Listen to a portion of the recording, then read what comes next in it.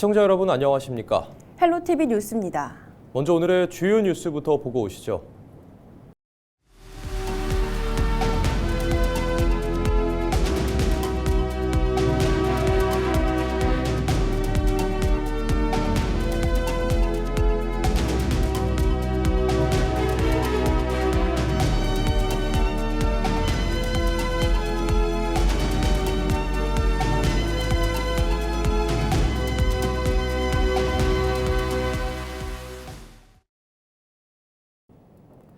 강릉을 방문한 관광객들의 카드 소비액이 증가세인 것으로 나타났습니다. 강릉시가 한국관광공사 빅데이터를 분석한 결과 지난해 관광객 카드 소비액은 7,968억 원으로 전년 대비 3.3% 증가했습니다. 이어 지난 1월에도 관광객 카드 소비액은 지난해 같은 기간보다 2.8% 증가한 697억 원으로 집계됐습니다. 강릉시는 철도 이용객 증가 등으로 체류 관광객이 늘었고 개별 자유여행 확대 등이 반영된 것으로 분석됐습니다. 횡성군이 횡성사랑 상품권의 기본 할인율을 기존 10%에서 12%로 상향 조정합니다. 또 별도 한도는 17만 원에서 100만 원으로 조정하고 명절 등에는 특별 할인을 통해 할인율을 대폭 확대할 계획입니다. 횡성사랑 상품권은 카드형으로 발행되며 전용 앱을 통해 충전과 가맹점을 확인할 수 있습니다. 원광수 원주시장이 9일 오전 브리핑을 열고 도심 특성에 맞춘 일반 근린형과 중심 시가지형 주거지 지원형 등 특화형 도시재생 사업 성과를 밝혔습니다. 우선 학성동은 성매매 집결지라는 이미지에서 벗어나기 위해 학성 갤러리와 학성 문화공원, 여성 커뮤니티 센터를 신축했습니다. 또 우산동에는 대학과 마을이 함께 그린 꿈을 펴는 우산마을을 테마로 우산동 꿈드림센터와 청년들의 주거 공간인 우산 상생 캠프 등이 마련됐습니다. 또 주민 주도로 진행되었던 도시재생대학, 골목형 상점 운영, 간판 개선 사업의 경험을 바탕으로 캠프롱 시민공원과 연계한 태장 2동 지역 특화 도시재생 사업 공모도 준비하고 있습니다. 이 밖에도 중앙동은 전통시장과 연계해서 문화공유 플랫폼이 조성됐으며 현재 국립국악극단을 포함한 다양한 예술단체가 공연장을 대관에 사용하고 있습니다. 춘천시 동래면 고은리에 들어설 강원특별자치도 신청사에 대한 건축 허가가 최종 완료됐습니다. 김진태 강원도지사는 9일 도청에서 열린 기자간담회에서 모든 행정 절차가 완료돼 오는 30일 신청사 착공식을 개최한다고 밝혔습니다.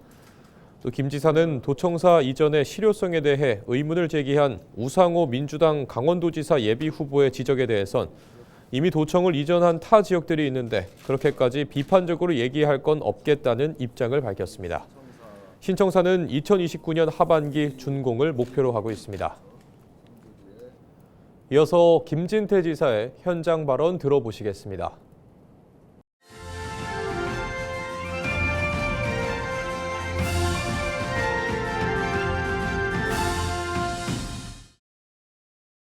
제반 행정 절차가 이제 완료가 돼서 이 신청사에 대해서 착공식을 합니다. 3월 30날. 이제 딱 3주 남은 건가요? 3주 뒤에 오늘이 9일이니까 그렇죠. 3주 뒤에 이 착공식을 합니다. 그럼 뭘 착공하는 거냐 물으실 것 같아서 이게 도청 옮기는 게 그렇게 간단한 문제가 아니죠. 아까 제가 보여드린 그곳 요 이제 고은리 동래면 고은리 일대 우리 이제 도청이 들어갈 그곳인데요. 여기에 이 도청이 그대로 이제 여기에 들어가게 되는데 이건 현재 모습이고요. 착공하는 것은 이 부지 조성 들어갈 부지 약 3만 평 부지에 토목 공사를 해야 되니까 부지 조성과 거기까지 들어가는 진입도로 공사를 하게 되는 겁니다. 지금 실시 설계 중이고 토지 보상은 100% 이미 다 끝났습니다. 뭐 쉼 없이 여기까지 달려왔죠. 4년 동안. 그래서 이제 드디어 착공을 앞두고 있다 말씀드리고요. 그 현재 있는 이 현 도청사 활용 방안에 대해서는 금년간 3월 중으로 앞으로 이 3월 중으로 별도로 제가 또 그 발표를 하겠습니다. 인도의 대표적인 봄맞이 축제인 홀리를 체험할 수 있는 행사가 경남 밀양에서 열렸습니다. 형형색색 색가루를 뿌리며 서로의 행복을 기원하는 이색 축제 현장을 전주현 기자가 다녀왔습니다. 하얀 옷을 입은 사람들이 광장에 하나둘 모여듭니다. 카운트다운과 함께 참가자들은 손에 쥔 색가루를 힘껏 하늘로 던집니다. 서로의 얼굴과 옷에 가루를 묻히며 낯선 사람과도 금세 웃음을 나눕니다. 지금 보시는 것처럼 참가자들은 서로에게 생모래를 뿌리며 축제를 즐기고 있습니다. 하얀 옷으로 시작했던 축제장은 어느새 형형색색으로 가득 찼습니다. 홀리의 색채 축제는 우리나라의 음력과 같은 의미인 힌두력 중 마지막 달에 열리는 행사로 새해를 준비한다는 의미를 담고 있습니다. 색가루를 뿌리는 양만큼 악을 물리치고 행복을 기원한다고 믿으며 국적과 나이 상관없이 모두가 함께 즐기는 축제가 됐습니다. 너무 기분 좋았어요. 진짜 저 여기 좀 멀리 있는데요. 멀리 있어도 이렇게 자기 나라 축제에 즐겁게 놀고 있었으니까 진짜 기분 좋았어요. 주한 인도인 공동체협회는 인도의 문화를 알리기 위해 지난 2011년부터 전국 각지를 돌며 행사를 진행하고 있습니다. 지난 2022년과 2023년에 이어 세 번째 열리는 밀양 홀리헤이 축제. 밀양시는 이번 축제를 통해 국제 문화 교류의 폭을 넓히겠다는 계획입니다. 인도와 요가를 통해서 교류를 많이 하고 있습니다. 그래서 이 홀리 축제를 통해서 인도와의 교류를 좀 더 활성화할 필요가 있다는 생각을 하고 있고, 그래서 당연히 매년 우리 밀양에서 개최되었으면. 형형색색 색가루가 흩날린 축제 현장. 국경을 넘어 봄맞이 축제가 밀양의 새로운 문화 풍경을 만들고 있습니다. 헬로티비 뉴스 전주현입니다. 광문군 더불어민주당 원주시장 예비후보가 세 번째 기자회견을 열고 혁신도시 활성화를 비롯한 인프라 성장을 골자로 한 도시계획 관련 공약을 내놨습니다. 광문군 예비후보는 우선 종축장 부지에 잔디공원과 공연무대 조성, 혁신도시 공실률 해소, 원주시의 포토존 도시로의 전환을 추진하겠다고 밝혔습니다. 또 보건소 이전과 대형 주차장 조성도 약속했습니다.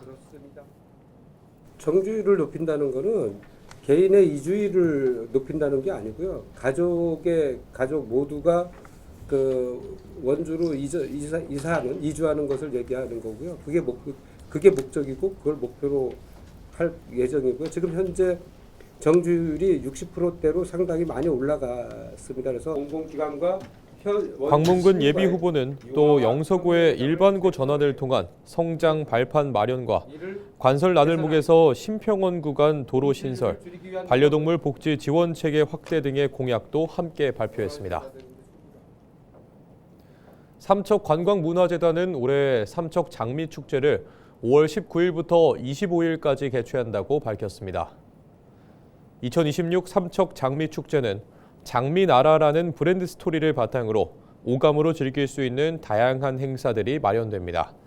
또 로컬 콘텐츠 기반 관광 기념품 공모에서 최종 선정된 5가지 상품도 축제 기간 동안 처음으로 공개될 예정입니다. 정성군이 국민들의 공공의료 접근성을 높이기 위해 중앙대학교 병원 전문의 방문 진료를 확대합니다. 정성군은 정선군립병원에서 운영 중인 신경과와 비뇨의학과 방문 진료에 더해 순환기 내과를 새로 개설한다고 밝혔습니다. 순환기 내과 진료는 3월 10일부터 매달 두 번째 화요일 오전 10시부터 오후 4시까지 진행되며 심장질환과 고혈압 등 심혈관계 질환을 중심으로 진료가 이루어집니다. 정성군은 앞으로 국민 수요를 분석해 방문 진료 과목을 추가로 확대하는 방안도 검토할 계획입니다. 국민건강보험공단 서울 강원지역본부는 9일 평창군 그냥드림 사업장을 통해 1,000만 원 상당의 라면을 기탁했습니다. 이번 기탁은 취약계층의 식생활 지원을 위해 추진됐으며 전달된 라면은 평창군뿐 아니라 도내 시범 사업을 운영 중인 속초시와 춘천시 그냥드림 사업장에 전달될 예정입니다. 그냥드림 사업은 취약계층에 대한 지원 문턱을 낮추고 복지 사각지대를 발굴하기 위해 생활용품과 식료품을 무상 제공하는 사업입니다. 춘천 레고랜드가 지난 2022년 개장 이후 단 한 번도 목표 방문객 수를 채우지 못한 것으로 나타났습니다. 9일 윤민섭 춘천시 의원이 발표한 자료에 따르면 지난해 레고랜드 입장객 수는 57만 4천 명으로 집계됐습니다. 입장객 수는 전년 대비 16% 증가했지만 레고랜드의 연간 목표 방문객 수인 200만 명의 30%에도 미치지 못했습니다. 윤 의원은 혈세를 투입해 레고랜드를 만들었으나 강원 중도개발공사는 레고랜드에서 단 1원의 수익도 내지 못하고 있다고 비판했습니다. 2022년 12월 강릉에서 급발진 의심 사고가 발생해 운전자인 할머니가 다치고 당시 12살이었던 이도현 군이 목숨을 잃었습니다.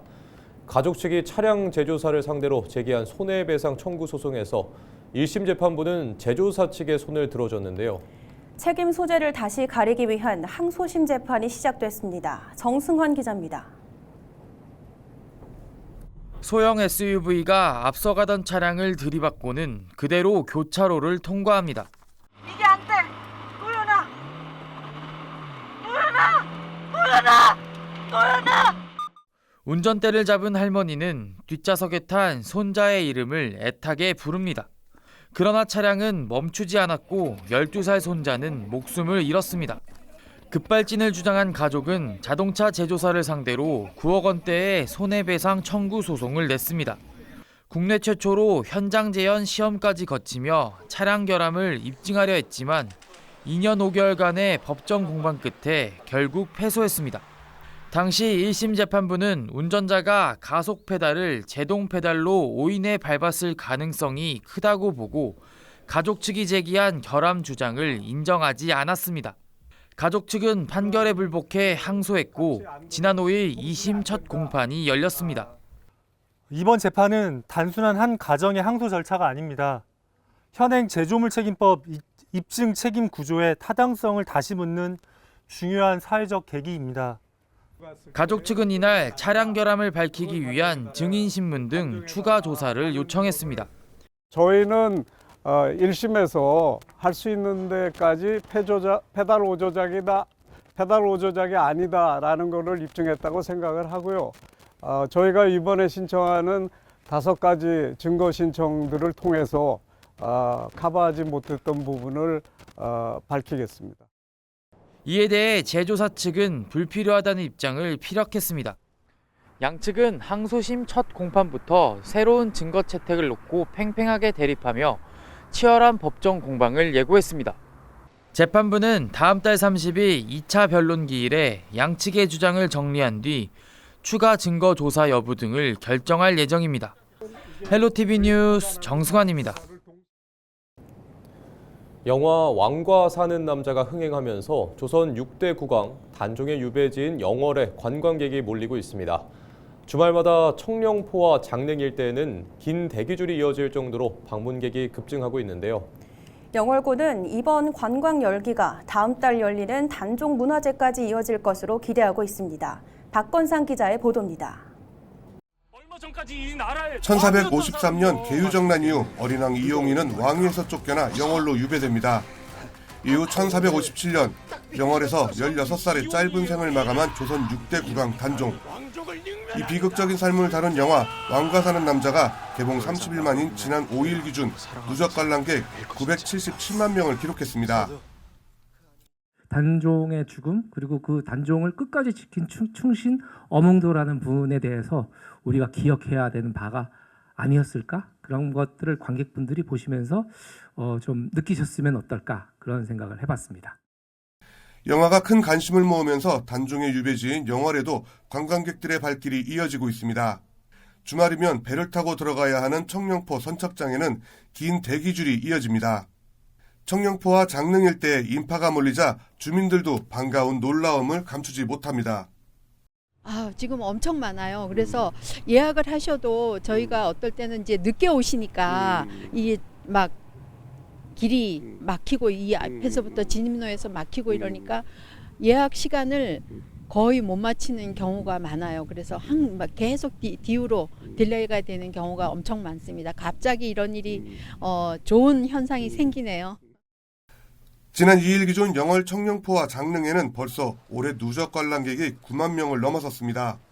지난 3일절 연휴 기간 동안에만 청령포와 장릉을 찾은 관람객은 2만 6,399명으로 집계됐습니다. 이 기간 동안 입장 수입도 5,499만 원에 달했습니다. 지난 3일절 연휴에는 관람객들이 집중적으로 몰리면서 배를 타고 건너가야 하는 청령포는 오후 4시쯤 입장권 판매를 조기에 마감하기도 했습니다. 영화를 통해 단종의 삶을 접한 관광객들은 영월 곳곳에 남아있는 단종의 발자취를 찾아 나서고 있습니다. 한국사에 대해서 좀 공부하고 싶고 이래갖고 한번 와봤어요. 그 두 번째 머물었던 곳 여기가 홍수 나서 다시 옮겼다고 하더라고요. 관악 그쪽인가 그 길로 한번 가보려고요. 영월구는 지금의 관광 열풍을 다음 달 열리는 영월의 대표 역사 축제인 단종문화제까지 이어질 것으로 기대하고 있습니다. 특히 영화 왕과 사는 남자의 장항준 감독이 단종제를 찾을 것으로 예상되고 있는 만큼 59년 동안 이어진 단종문화제의 흥행에도 관심이 모아지고 있습니다. 헬로티비 뉴스 박관상입니다. 지난해 강원도가 전국에서 6번째로 연구개발특구로 지정됐다는 소식 전해드렸는데요. 기존 강소연구개발특구를 운영하고 있던 춘천시가 광역특구로의 전환 준비에 한창입니다. 특구 사업의 심장 역할을 할 본부 유치에도 사활을 걸고 있습니다. 보도에 전소연 기자입니다. 실험이 한창인 강원대학교 연구실입니다. 진단키트나 백신에 사용하는 나노입자를 연구하고 있습니다. 춘천은 지난 2022년 강소연구개발특구로 지정된 뒤 4년간 기술 259건을 기업에 이전했고 약 800억 원의 매출을 달성했습니다. 강원대학교 안에서 나온 기술들을 지역 기업들한테 이전하거나 그거를 사업화하는 프로그램을 집중적으로 육성을 하고요. 연구소 기업은 지금까지 현재 약 30개사, 4년 동안 30개사 신규로 설립했고요. 이런 성과를 바탕으로 춘천 강소특구는 원주, 강릉과 함께 묶여 강원 광역연구개발특구로 규모를 키웁니다. 광역연구개발특구에는 매년 사업비 100억 원이 지원되고 입주기업에는 법인세와 재산세가 감면되는 등 각종 혜택이 주어집니다. 특구 전환을 앞두고 춘천에서 열린 특구 이어달리기 행사에서는 구체적인 운영 계획이 발표됐습니다. 춘천시는 지역 내 대학과 산업단지를 연계해 기존 바이오 산업 생태계를 확장할 계획입니다. 남은 과제는 연구개발특구 본부인 비즈센터 유치입니다. 비즈센터는 특구 사업을 주도하고 사업의 핵심 거점 역할을 맡게 되는데 설립 위치를 두고 지자체 간 유치전이 치열합니다. 춘천시는 오랜 기간 다져온 바이오 산업 역량과 탄탄한 연구 인프라를 강점으로 내세웠습니다. 특히 30년간 다져온 바이오 클러스터를 통해 연 매출 1조 원 달성과 6개의 코스닥 상장사를 배출한 압도적인 산업 역량을 보유하고 있습니다. 광역특구 지정 요건을 완화한 강원특별법 특례 개정을 춘천시와 지역 정치권이 주도했다는 기여도도 강조하고 있습니다. 원래는 여러 가지 연구소가 몇 개 이상, 그리고 부지 조건, 또 연구 인력 조건들이 많이 있습니다. 그 조건을 충족하려면 강원도는 맞추기가 굉장히 어렵습니다. 그런데 이제 특별법의 특례 규정을 넣음으로 인해 가지고 지정을 받을 수 있었던 것이죠. 춘천시는 옛 캠프페이지 부지에 센터를 유치하고 도시재생 혁신지구 사업과 연계해 새로운 첨단산업 거점 단지를 만들겠다는 구상입니다. 과학기술정보통신부는 강원도와의 협의를 거쳐 하반기쯤 최종 입지를 선정할 계획입니다. 헬로티비 뉴스 전소연입니다. 이상으로 뉴스를 마칩니다. 시청해주신 여러분 고맙습니다.